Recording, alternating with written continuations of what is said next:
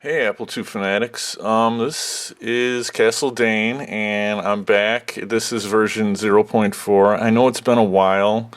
My spring was a little bit crazy at work and I didn't have as much time to work on it, but I finally got a version 0.4 out.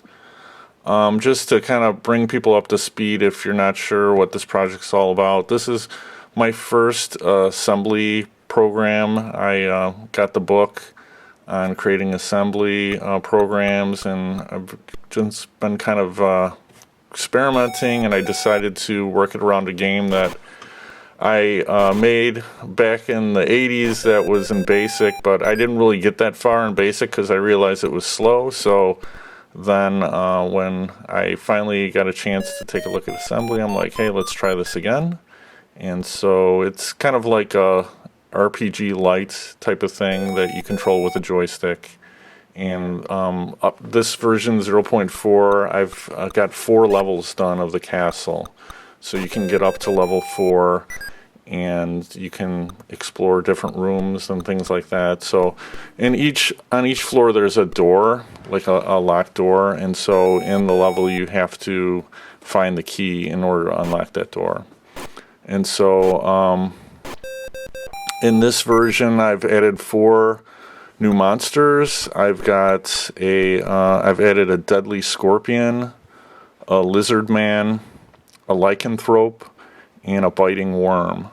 And so those are my 4 new monsters. Normally when I added new monsters, I just add them to the level I'm working on, but I kind of rearranged some of the monsters so they're at different parts of the castle. There's also some non-player characters that you can get to travel with you for a period of time. Got a comment the last version that I published from a guy named Selim Abraham, and he's one of the suggestions, and I welcome suggestions. I'm not very good at assembly programming, so I can't implement them all, but he was like, hey, how about instead of a dot, you have a little like figure or something walking around. And I was kind of reluctant at first because I kind of liked the charm of the dot because of the game Adventure and also the game Dragon Stomper, which was a big influence on this. That's an Atari game. But I'm like, hey, let me check it out and see if I can make, some sort of running figure or something like that. So I got some graph paper and I kind of came up with something small.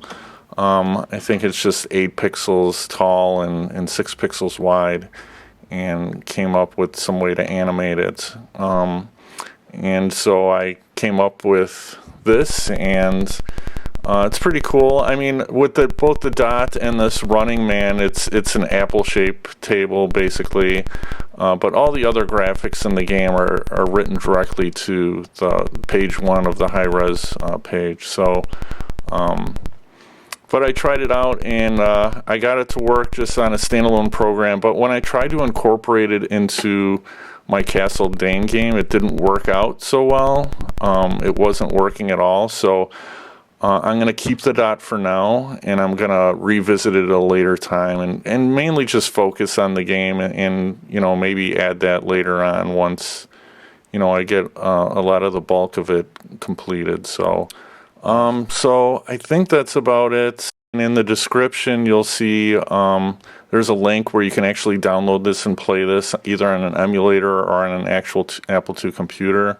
So I encourage you to do that. Have fun with it, even though it's not finished. Just keep in mind that you have to have a joystick. But if you use an emulator, you can get around using a joystick. But watch some of my other videos, my Castle Dain videos that I've made previous to this one, and it kind of explains in more detail how to play it and some hints on how to unlock the doors and things like that. So, yeah, I hope you enjoyed it. I encourage you to like the video and definitely subscribe if you want to get, updates for further versions that I work on. Thanks again.